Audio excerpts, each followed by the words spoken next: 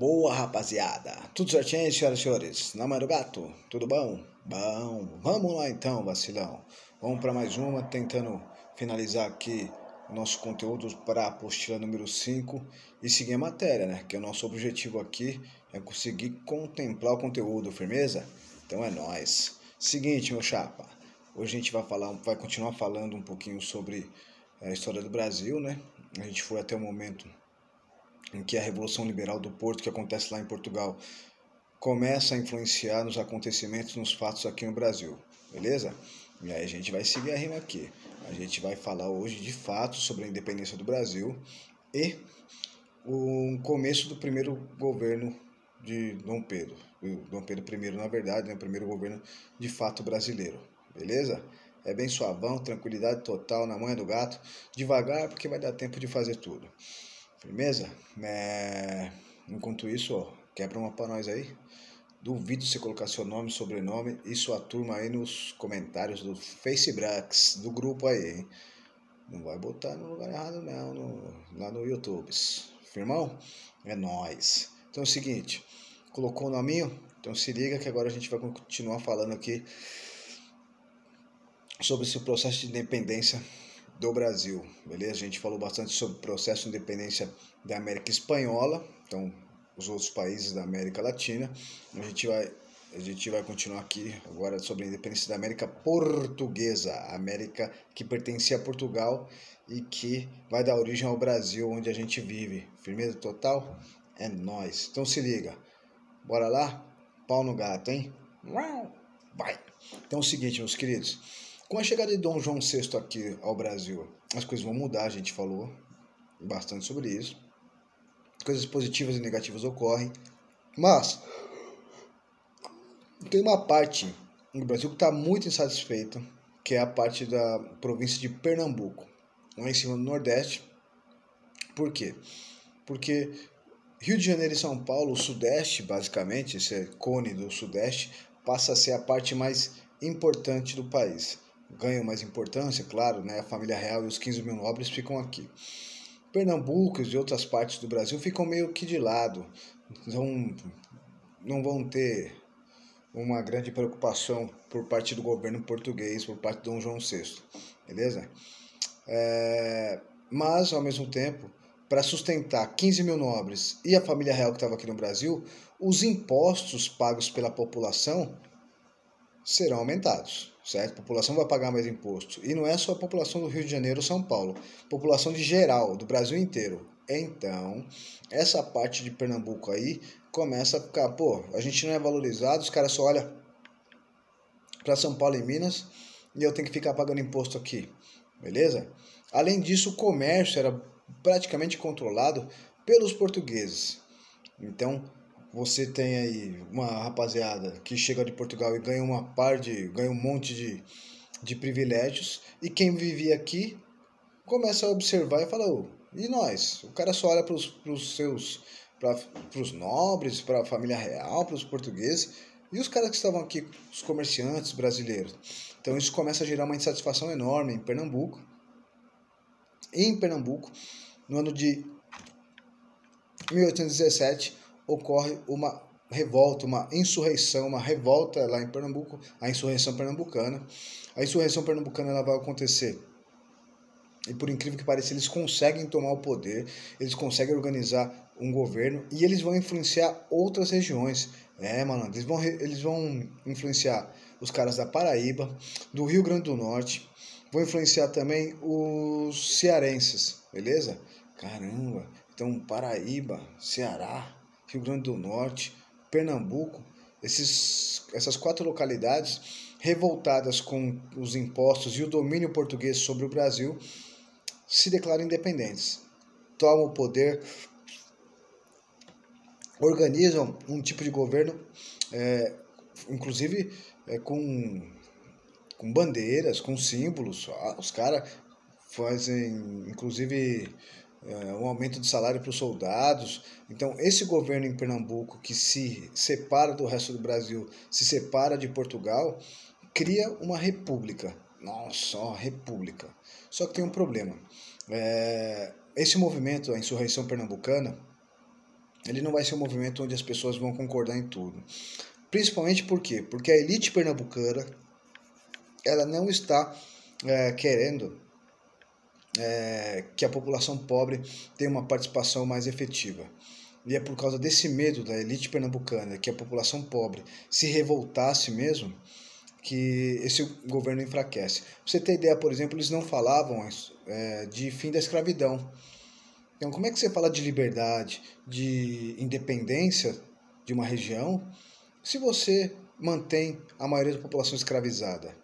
Então, a insurreição pernambucana, ela vai começar a ter disputas internas. Os caras conseguem formar um novo governo, conseguem se separar do resto do Brasil, mas por causa de disputas internas e por causa do medo de que a população mais pobre tomasse a frente desse processo, a insurreição pernambucana ela acaba sendo controlada, beleza? Havia um medo muito grande da elite econômica da região de Pernambuco de que a população pobre fizesse algo muito parecido com o que aconteceu lá no Haiti, onde a população afrodescendente tomou as rédeas do movimento e fundou um país organizado pela população mais pobre, né? Então a elite econômica de Pernambuco, ela temendo essa revolta, acaba enfraquecendo o movimento, inclusive ajudando o governo português a controlar a insurreição pernambucana. Beleza? Tranquilidade? Ótimo. Todo mundo, os principais líderes do movimento vão ser presos e mortos, vão ser condenados à morte.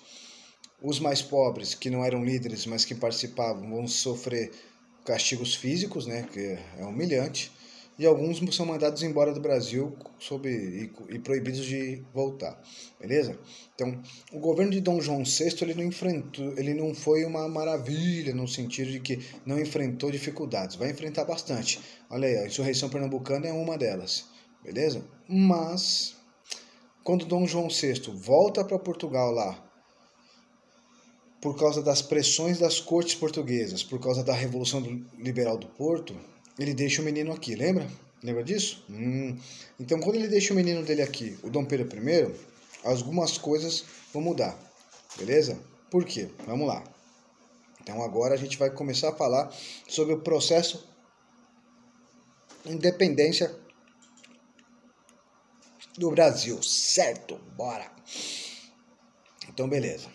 Dom João VI, então, ele vaza, vai embora, ele não fica aqui, ele não aguenta a pressão, e ele vai para Portugal. Mas ele vai para Portugal para continuar sendo rei português.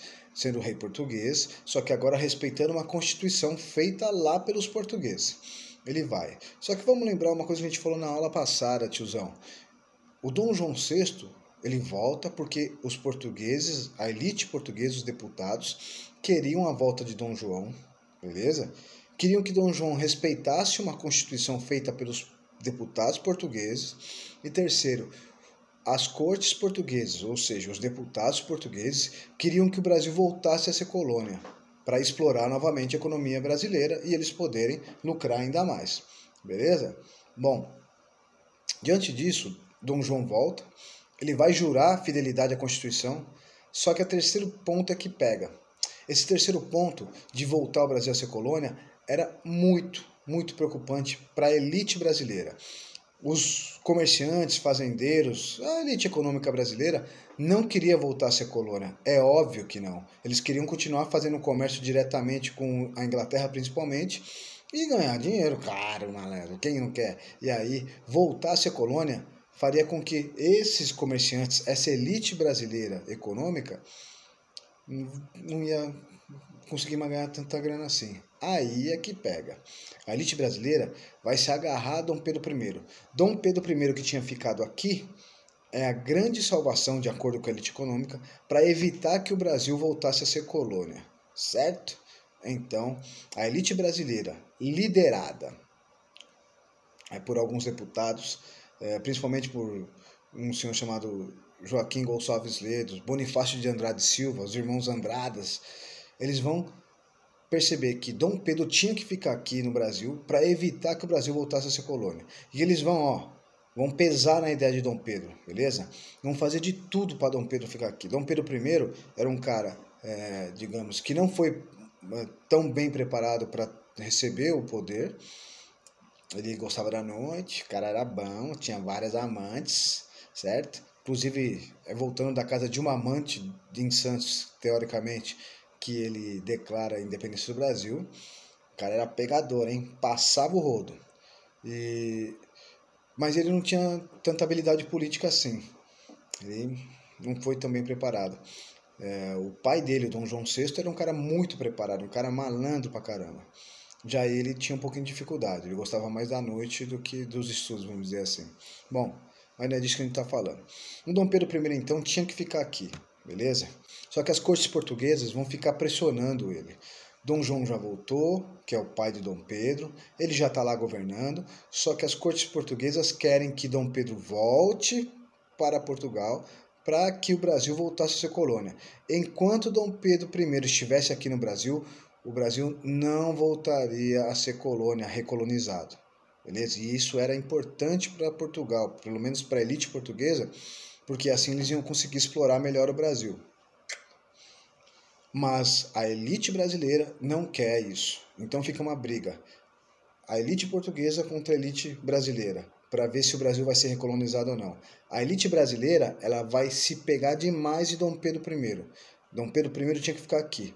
E a elite portuguesa vai fazer o possível para levar de volta o Dom Pedro I, inclusive com ameaças, beleza?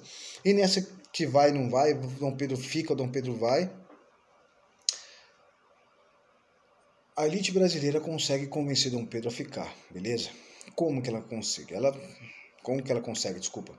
Ela vai apresentar um baixo assinado com aproximadamente 8.000 assinaturas que dizia para Dom Pedro: fique, meu príncipe, Dom Pedro, fique, meu príncipe, o povo brasileiro gosta de você, aqui é o seu lugar. Caramba, Dom Pedro I se emociona e fala: nossa, velho, os caras gostam de mim, vou ficar aqui. E aí, no dia 9 de janeiro de 1822, o Dom Pedro I fala: quer saber, irmão? Eu não vou voltar para Portugal, não. Vou ficar aqui mesmo. Aqui é meu lugar. Onde plantei o meu canteiro. E aí ele disse, no dia 9 de janeiro, se é para felicidade da nação... Ixi, se é para... confundir tudo. Tô legal, né? Grave. Isso é Alzheimer. Se é para o bem de todos e felicidade geral da nação, diga ao povo que fico. Dom Pedro fala, né? Se é para o bem de todos e felicidade geral da nação, o Brasil... diga ao povo que eu fico. Olha, aí ele fala que ele ia ficar. Só que é óbvio, isso vai gerar um problema lá, beleza? Lá em Portugal, na hora que os caras ficam sabendo que Dom Pedro falou que ia ficar, que não ia embora, ixi, os caras ficaram mordidos, hein? Rapaziada, tava dando piroleta lá, falando: nossa, esse moleque, no caso o moleque aí é Dom Pedro I, os caras lá falando: esse moleque é muito forgado, nós vamos buscar ele, beleza? E aí... para terminar de completar, o Dom Pedro faz uma lei aqui no Brasil que diz que é ele quem manda aqui na bagaça. Que as ordens de Portugal aqui no Brasil só valem se ele aprovar. Nossa, o cara forgado demais. E é exatamente isso. Essa lei que diz que o Dom Pedro fez, onde ele diz que só vai valer aqui o que ele quiser e não tudo que vier de Portugal, se chama cumpra-se, beleza? Esse cumpra-se aí é umas leis que vai afrontar demais, ele vai fazer e as cortes portuguesas vão falar: esse moleque tá provocando a gente. E aí começa mal jogo de pressão. Lá em Portugal, os caras falando: volta Dom Pedro ou nós vamos invadir o Brasil. E aqui no Brasil, a elite portuguesa, aqui no Brasil, a elite brasileira diz para Dom Pedro: fica tranquilo, Pedrão, não vai acontecer nada, os caras estão quebrados lá, os caras não vão mandar ninguém, beleza? Só que chega uma hora que ele recebe um ultimato, ele recebe uma última chance. De acordo com a historiografia, ele estava voltando da casa de uma amante que vivia em Santos. Provavelmente ele não estava em cima de um cavalo, ele devia estar em cima de uma mula e devia estar passando por problemas estomacais. Ele precisava parar a cada 30, 40 minutos para dar aquela descarregada firmeza. O barato é louco, né? Você tá ligado? Quando pega a cena, você não tem controle sobre o seu corpo. Então ele não devia estar muito bem, não. E chegando perto ali de São Paulo, no Castelo de Ipiranga, onde hoje seria o Museu de Ipiranga, onde passa um riachinho ali, que é o Riacho de Ipiranga, ele recebeu duas cartas. Uma carta das cortes portuguesas falando ou você volta ou a gente quebra a sua cara. E outra carta da molecada aqui do Brasil falando, vai nada, fica aí, ó, lá você vai ser mais um, aqui você é o rei, meu chapa. E aí tem uma versão que diz que ele recebe uma terceira carta da esposa dele, a Leopoldina, dona Imperatriz Leopoldina, que falava o seguinte, aí, vira homem, assuma o controle das coisas, beleza? Mas vamos lá, diante das três cartas, ele resolve tomar então uma medida, beleza? Ele vai fazer um documento dizendo então que a partir daquele dia, dia 7 de setembro de 1822, o Brasil não é mais um país que pertencia ao Império Português, que o Brasil agora era um país independente. E aí agora ele declara independência. Mas não é aquela coisa daquele quadro em que aparece ele em cima do cavalo com uma espada na mão e falando independência ou morte. Ele pode até ter colocado isso na carta, onde ele falou que o Brasil estava se separando de Portugal. Mas aquela imagem ali não existe, certo? Inclusive é uma imagem que é bastante comum se vocês visualizarem e colocarem a independência do Brasil no Google, é uma das primeiras imagens que aparecem, beleza? Bom, com isso então o Brasil começa a se tornar um país independente. Só que para você se tornar um país independente, meu querido, você precisa que outros países te reconheçam, beleza? Tá ótimo. Você não se tornar independente só porque você quer. Os outros países precisam entender você como um país independente. Agora notem uma coisa, o Brasil ele se tornou um país independente, mas é o único país da América Latina que se tornou independente com um rei. Os outros países todos se tornaram república, aqui ficou a monarquia, beleza? É o único país também que se tornou independente, manteve a monarquia e não foi dividido em pequenos países. Houve uma manutenção da unidade territorial do Brasil, beleza? Então o Brasil ficou grandão. Não foi quebrado em pequenos países como aconteceu nos países vizinhos aqui, beleza? E um terceiro ponto, muito importante. Não se falou em fim da escravidão. A escravidão permaneceu. Então, daí dá para ver uma coisinha. Quem executou essa independência, quem pensou e quem vai se beneficiar dela não é a população comum.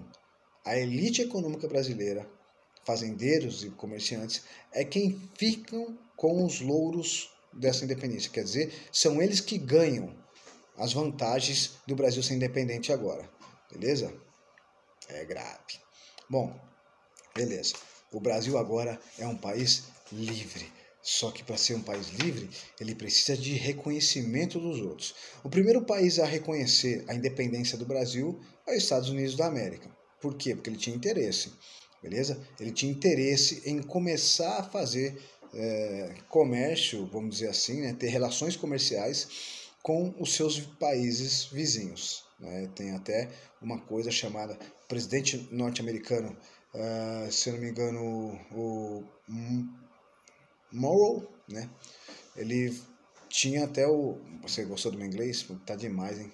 O meu inglês tá embaçado. Tô treinando muito pedindo muito Big Mac, muito X-Bacon, tá estourado.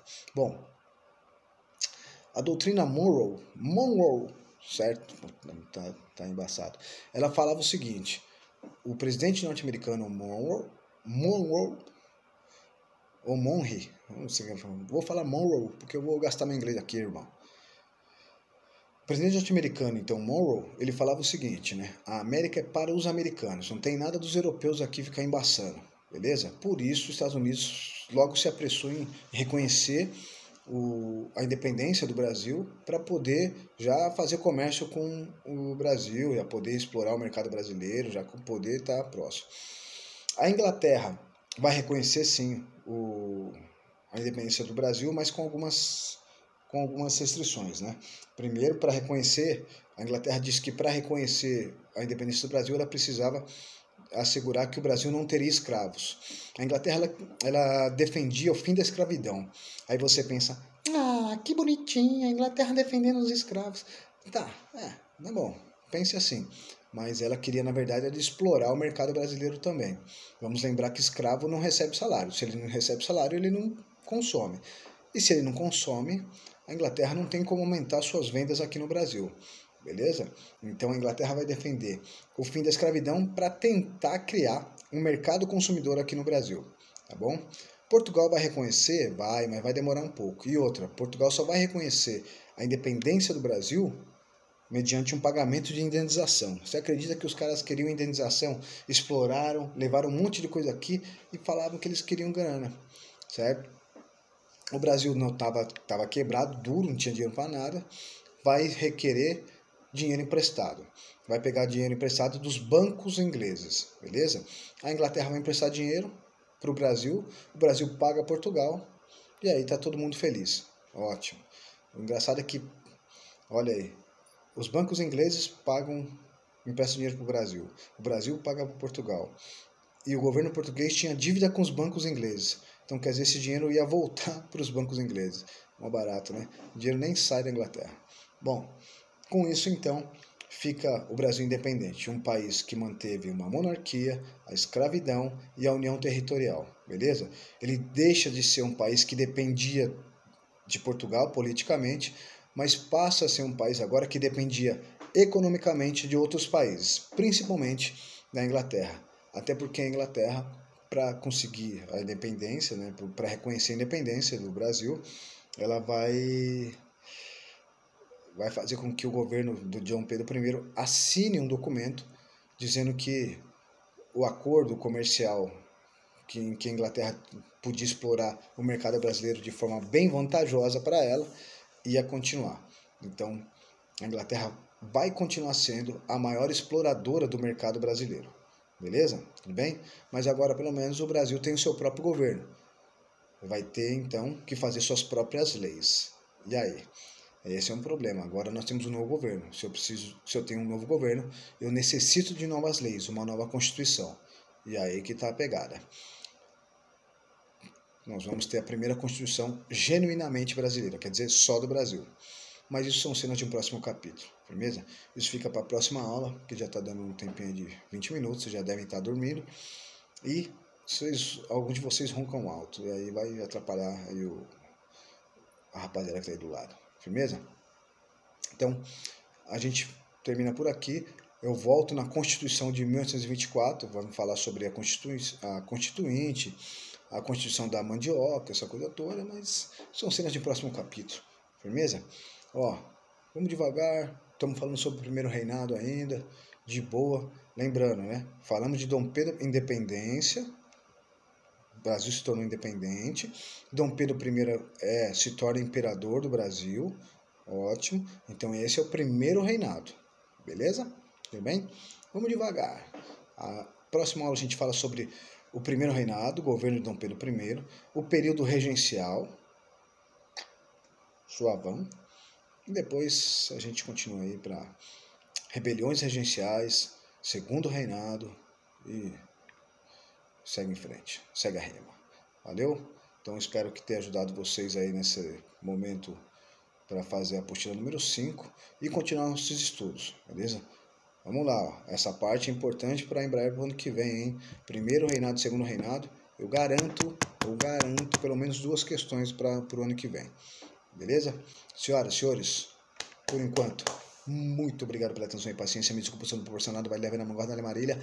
Não é pra sair sem máscara de casa, hein? Pelo amor, tô vendo uma par de maluquinho feio pra caramba saindo sem máscara. Mete a máscara, rapaz. Fica mais fácil pra todo mundo. Vai ser até melhor pra você que tem essa cara desarrumada. E eu tô falando isso por conhecimento próprio. Valeu? É nóis mesmo, vagabundo. Se cuida aí. Fui!